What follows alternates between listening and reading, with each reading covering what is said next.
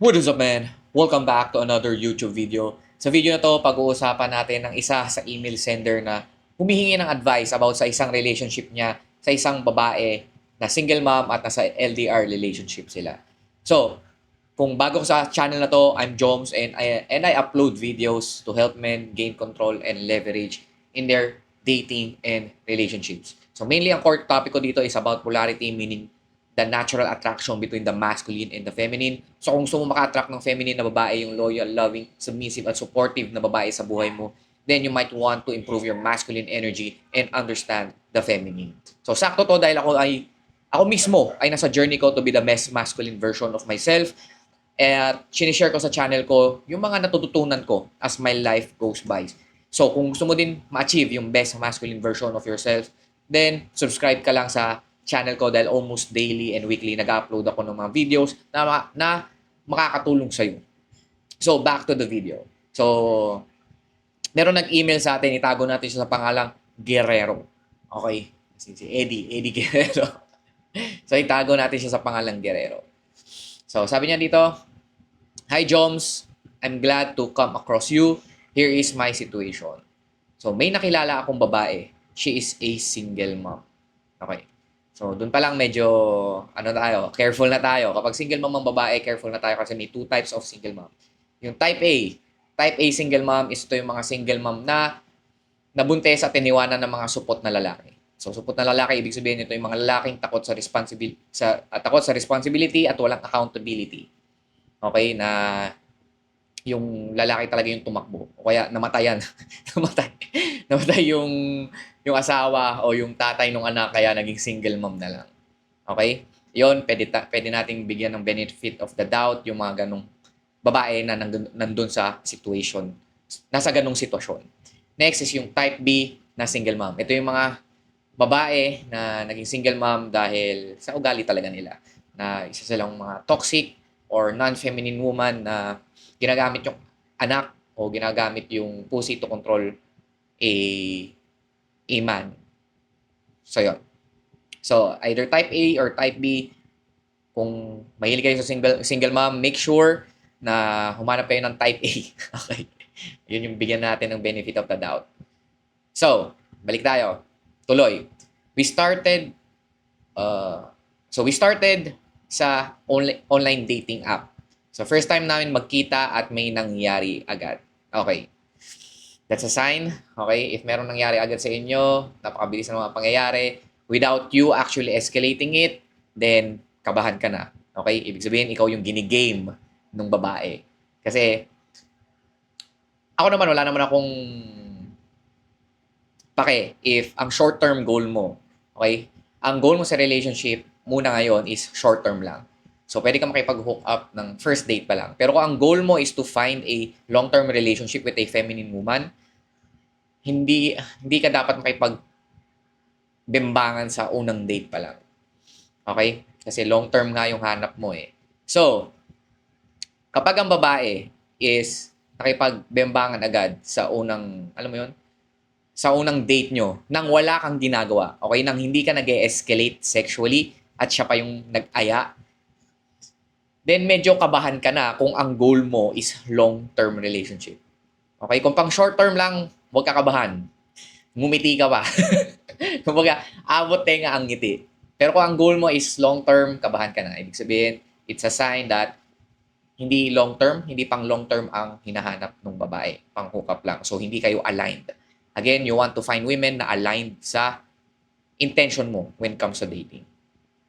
Tuloy tayo. And from them on, halos weekly kami nagkikita. It went on from July hanggang end of October. Kasi umalis na ako ng bansa. During the time na nagkikita kami, wala kaming specific na romantic relationship o wala pa silang label. We just met every week, almost every week, and fuck. Okay? Meet and fuck talaga ang ginagawa nila. Yes, I care for her maybe because naaawa ako sa sitwasyon niya kasi she had 3 boys and the father. Naubo ako doon. And the father is absent. Okay, so doon pa lang alam na natin kung ano nangyayari kay tropa. Nagiging nakokontrol siya ng pussy. Na-hijack yung utak niya ng pussy. Okay, dahil nga bayo sila ng bayo every week, is nagkakaroon siya dito ng attachment sa babae. Kasi siguro si Tropa ay merong scarcity mindset na feeling niya is hindi na siya makakakuha ng pussy. Okay, na sobrang limited lang ng pussy. Kaya, ayun, nira-rationalize niya na yung situation ng babae. Tuloy tayo. Yes, I do give her money. Oh my God. Every meet up namin, pero di naman niya hinihingi yun. Binibigay ko ng pusa. So again, this is a very, very wrong move. Kasi you are trying to lead with money.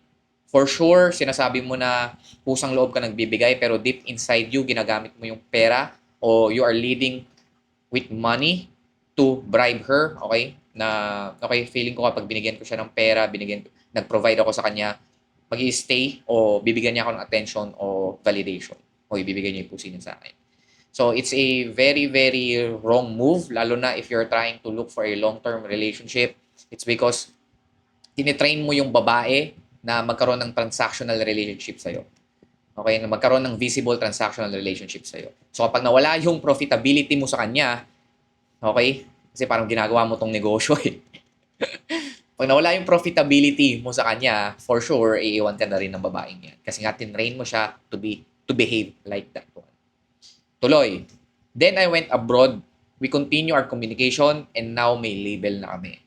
So, ibig sabihin nito is nag-decide sila na maging sila habang nasa ibang bansa yung lalaki, in which a very wrong move din. Tuloy tayo. I get several problems sa kanya. Ito na, dito na lumitaw. Number 1, sinungaling siya. Biggest lie she ever made is nakikita ko kasi palagi na meron siyang lalaki na kasama sa mga live niya. O sa mga live ng mga tita niya. So, tinanong ko siya, sabi niya, kapatid niyang lalaki, brother niya. But dumating sa point na I really confronted her and umamin siya. And umamin siya na ex niya raw. Pero hindi huminto yung pagsisinungaling niya doon. There, sinabi niya na pumupunta lang daw yon dahil sa mga bata. So, pinapalabas niya na yung lalaking nakikita niya sa live, pinapalabas niya na yun yung tatay ng mga bata. Pero yun yung guy na ipinalit niya sa tatay ng mga bata. Come on. Such a liar, bro. And she actually cheats sa father ng mga anak niya with that guy. So, kita niyo na. Ito yung type B. Type B ng single mom. Stay away sa mga type B na single mom. Okay? Doon lang tayo sa type A na single mom. Yung mga so for sure, ito yung sobrang red flag nito sa babae. Okay? Tuloy tayo. Then she said, ako yung pinipili niya. Oh my God, naniwala naman siya doon. I let it pass and continue our relationship pero di talaga ako matahimik. Alam mo kung ba't hindi ka matahimik, Guerrero? It's because mas pinili mo pa siya over your self-respect. Kaya hindi matahimik yung kaluluwa mo. Hindi matahimik yung isip mo kasi hindi tanggap ng sarili mo na mas pinipili mo yung babae kesa sa kanya. Kesa sa sarili mo. That's why wala kang peace of mind. I can't have peace of mind. Lagi ko iniisip na niloloko niya ako. Alam ko, sinungaling siya, pero one thing na pinanghahawakan ko. Ano kaya yung pinanghahawakan niya? Boys. Pang pinanghahawakan ko is nagpatato siya sa braso niya ng name namin with my birthday. Yun yung pinanghahawakan ko na totoo na ako. Na ako yung pinili niya. Grabe naman yung guys. Kumbaga, sinungaling siya. Ginagamit niya ako.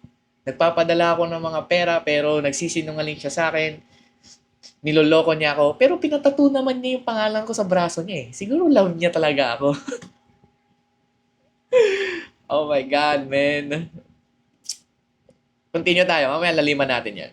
Tuloy. But still, I can shake up the feeling na niloloko niya ako. Now, para akong tanga na habol sa kanya. Ako lagi tumatawag, ako nag-chat ng una, ako ang excited, mag-usap kami. While siya, madalas, one-liner lang ang response, cold lang, nothing warm. In short, feel ko cold and I'm becoming na isang istorbo sa kanya. Lagi siyang may gagawin or matutulog while dati we could talk for hours, now nagmamadali siya or even if we are in a call, distracted siya. I don't feel na she's looking forward to my call or chat. Now, if you can help, how can I make her chase, want me, at hindi lang yung pera ko? Sorry for this long letter. Okay. So, yun. Yun yung letter ng ating email sender na itatago natin sa pangalang Guerrero. So, i-breakdown natin to sa video na to. So, ang sitwasyon ni Tropang Guerrero, ang sitwasyon niya ngayon ay napakagandang example ng lalaking nasa first order relationship sa isang non-feminine woman. Okay? First order relationship meaning he is trying to control the situations and women outside of himself. Okay? So, ginagawa niya yon so he can manage the anxiety he feels inside of himself. So, basically, tinatry niyang baguhin yung isang tao para mabago yung nararamdaman niya sa loob niya. Instead of trying to take control of that feeling and take the necessary actions in order for him to regulate his own emotions. So right now, nasa first order relationship siya sa isang non-feminine woman na tinatry niya kontrolin yung babae, okay? O tinatry niya kontrolin yung mga situation o yung babae outside of himself, okay? Na kailangan magbago ng babaeng to, so kukontrolin ko siya para kapag nagbago siya, mag-iiba na yung feeling ko. Parang makukuha ko na yung gusto ko. So yun yung first order relationship. So usually nangyayari to sa mga lalaking merong overwhelming need for things to be consistent o to stay constant in their lives. So nangyayari, they are attached to outcomes and hindi sila agad nakaka-adapt sa changes. Kung papakinggan mo yung istorya ng tropa nating email sender na si Guerrero, para siyang nagiging aso at ginagawa niyang amo yung babae. Okay? Nilalagay niya yung sarili niya sa posisyon na siya yung aso, na siya yung alipin, at ginagawa niyang master o amo niya yung babae. Okay? Si Guerrero mismo ang naglalagay sa sarili niya sa ibaba. Alright? So, ginagawa niya is ginagawa niyang emotional center yung babae at binibigay niya lahat para lang mabigyan ng kakarampot ng atensyon ng babae. So, nakita niyo ba kung paano siya parang nagiging aso? So, pag-usapan muna natin tong babae. Tawagin natin tong si Tisha. Si Tisha ay dishonest, deceitful, merong history ng cheating, at merong inconsistent na behavior. Ito yung mga bagay na nagsasabing napakalaking red flag ni Tisha. Okay? Ito yung sign na isa siyang non-feminine woman. Isang babae na sisirain lang ang buhay mo. Yan yung sign na hindi siya magandang candidate para sa isang healthy, long-term, committed na relationship. Okay? Ito yung mga babaeng pang short-term lang. Okay? Kasi nilalagay yung they are behaving like that one. So, ito naman si Guerrero ay isang example ng nice guy na gumagamit ng nice guy seduction. Ginagawa niya, he is leading with money, nagpapadala siya ng pera, kahit nasabihin niyang bukal sa loob niya. Pero deep inside, merong invisible, okay, invisible contract na may kapalit na pussy and loyalty galing sa babae. So, tinatry niya din na maging superhero ng babae, caretaking her situation dahil naaawa daw siya na single mom yung babae na may 3 anak. So nakagawa siya ng gumagawa siya ng invisible contract na kapag nagbibigay ako ng pera at inaalagaan ko yung mga anak niya, magiging faithful at pipiliin niya ako. In which alam naman natin na ang paggawa ng invisible contract ay example ng attachment to outcome. Sabi nga ni Buddha, attachment is the cause of suffering. So ngayon, hindi na natin ipagkakaila na nagsasuffer na tong si Guerrero. Wala nga siyang peace of mind eh. So nakakaramdam siya ng anxiety, nawawala yung peace of mind niya dahil yung mood niya o yung good mood niya nakadepende na ngayon sa babae. Dependent sa validation at attention na binibigay ng babae. So nakikita nyo ba kung paano niya na-let go yung control, yung leverage, and yung leadership sa isang relationship? Nilagay niya sa pedestal yung babae. So, hindi lang sa relationship, na merong control yung babae, but also nag-complete takeover na ang babae sa buhay niya. So, halata din na nasa scarcity mindset tong si Guerrero na feeling niya kailangan niyang makip tong babaeng to kasi baka wala nang ibang babae na bibigay sa kanya ng attention and validation and also pussy.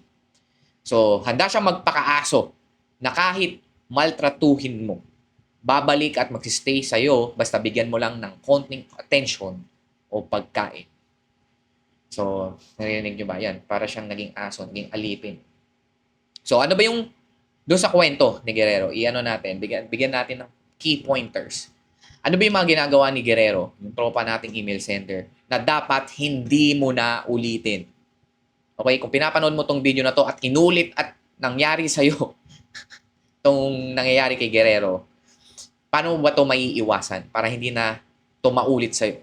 Okay, ano yung mga bagay na ginawa ni Guerrero na hindi mo na dapat ulitin o hindi mo na dapat gawin when you're trying to pursue a long-term commitment sa isang babae? Number 1, hindi mo na dapat ulitin ang chasing or over-pursuing. Kasi perfect example tong ginawa ni Guerrero ng chasing at over-pursuing sa isang babae.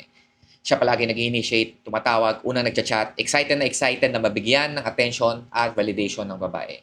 So, nangyayari ngayon, siya na yung nasa feminine, habang yung babae yung nasa masculine. Si Tisha na yung nagli-lead, nagsiset ng tone ng relationship instead of him being the leader and decider. Number 2, he is leading with money. Binibigyan niya ng pera kada nagkikita sila o kapag meron siyang extra. So instead of using that money to buy his needs and wants, and most importantly, improve himself at bumuo ng pagandahin yung self-sustainable life niya, mas pinili pa niyang ibigay yung pera na pinaghirapan niya sa babaeng hindi naman ina-amplify o ginagawang much better yung buhay niya.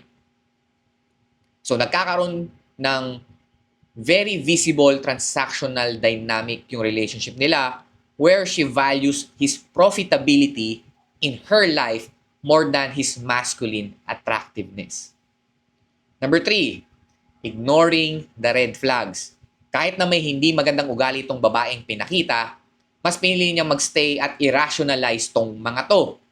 Pakinggan mo to. Sinungaling, magagamit at inconsistent tong babaeng to, pero pinatoto. Tatawa pa rin ako. Pero pinatato naman niya yung pangalan ko, kaya okay lang. So, nirationalize niya na. Okay, kahit na feel deep inside, nafe-feel niyang dinidisrespect na siya, tinitake advantage na siya, niloloko na siya. Okay? So, napaka-bopols nung statement na yun. Tatawa ako. So, never naging proof ng love ang tattoo. Okay? Never naging proof. Kahit ipatattoo pa ng babae yung pangalan mo sa noo niya, hindi magiging proof yon na mahal ka niya. So, magiging proof lang yon if ina-amplify. Okay? Ang proof ng babae na mahal ka nito is kapag nagsasubmit siya sa'yo. If ina-amplify niya yung buhay mo for the better. Kaya sabi ko sa inyo, you want to see women as amplifiers of your life. Kung nasa positive state ang buhay mo, kapag nagdagdag ka ng feminine na babae, magta-times 10 yung pagiging positive ng buhay mo. Pero kung nagdagdag ka ng negative o non-feminine na babae, kahit gaano pa ka-positive, yung buhay mo ngayon, masisira lang ang buhay mo. So I live by the saying, one wrong woman can destroy your kingdom, so be careful where you put your dick. So now, pinaka-root cause kaya ginagawa to ni Guerrero dahil meron siyang nice guy logic. Okay? Naniniwala siya na pag pinakita lang niya palagi sa babae na he is good enough for her, by fixing her life, she will eventually become the woman he wants her to be. So nakikita niyo ba yung nangyayari? She is trying to manipulate the girl by being a nice guy kasi feeling niya kapag ganun yung ginawa niya is mababago niya yung babae. In which, hindi naman nangyayari yun. Ang nangyayari lang is napupunta siya sa lower feminine, meaning nagiging needy. Needy ka, you are constantly seeking for her approval and trying to chase her. At dahil nasa lower feminine ka, Nafo-force mo lang yung babae to be in her lower masculine. Meaning, nagiging cold, controlling, at avoidant yung babae. In which yan na yung nangyayari sa kanila ngayon. Now, ano ba dapat ang gawin mo, Guerrero, kung nanonood ka man? O kung ano yung dapat mong gawin kung nangyayari din sa'yo to? Number 1, end the relationship. Kailangan mo harapin yung reality na hindi mo mababago ang isang babae. Sila lang ang makapagbago sa sarili nila. Every time na tinotolerate mo sila sa mga bad behaviors nila, is hindi magbabago yan. You must be willing to walk away with your self-respect from women. Number 2, tigil mo na yung pagbibigay ng pera o sustento na hindi sa mga batang hindi mo naman anak, lalong-lalo na hindi naman fully committed sa'yo yung babae, yung nanay nila. Tandaan mo that you only want to invest your resources, your time, energy, and money sa mga babaeng nire-respeto ka, sa mga babaeng submissive sa'yo, sa mga babaeng minumultiply for the better yung buhay mo. The more you give money, the deeper your attachment becomes. Mas pinahihirapan mo lang yung sarili mo na makaalis sa sitwasyon na yan. Kumbaga, mas pinalalalim mo lang yung hukay na hinuhukay mo sa sarili mo. Number 3, focus on building your self-sustainable world. Focus ka sa mission mo, hanapin mo yung purpose mo sa buhay. Gawin mong amplifier or multiplier ang babae. Okay? Huwag mong gawing mundo yan. Okay? Focus ka sa mission mo, hanapin mo yung purpose mo sa buhay. Take care of your fitness and health. Humanap ka ng barkada that will push you to be a better man. Okay? Ang babae, amplifier or multiplier yan. Kumbaga, sila yung cherry on top sa buhay mo. Kung may cherry man o wala ang isang ice cream, masarap pa din kainin yun. So, yung request mo, Guerrero, na gusto mong baliktarin yung sitwasyon na siya naman yung tipong humahabol sa'yo, tandaan mo na you cannot make people to like you. The only thing you can do is be the person who they like. Kung ikaw yung lalaking pinagsisinungalingan ng babae, niloloko at tinitake advantage, habang ikaw, sige pa din sa pagbayad ng mga bills niya, hindi ka talaga habulin ng isang feminine na babae. So, what you want to do is to reclaim your masculine energy by being willing to lose her. So, if you want to know more about sa tinuturo kong diskarte pagdating sa mga babae, you can join my email newsletter for free kung saan nagbibigay ako ng mga daily advice that will help you gain leverage and control sa dating and relationships nyo. So kung palagi ka nababasted, na-friendzone, nare-reject at natutorpe at gusto mo na maging best masculine version mo para maka-attract ka ng isang feminine na babae sa buhay mo, check mo lang yung link sa description or sa bio ko. Libre lang yan and I'll see you on the next video. Let's go!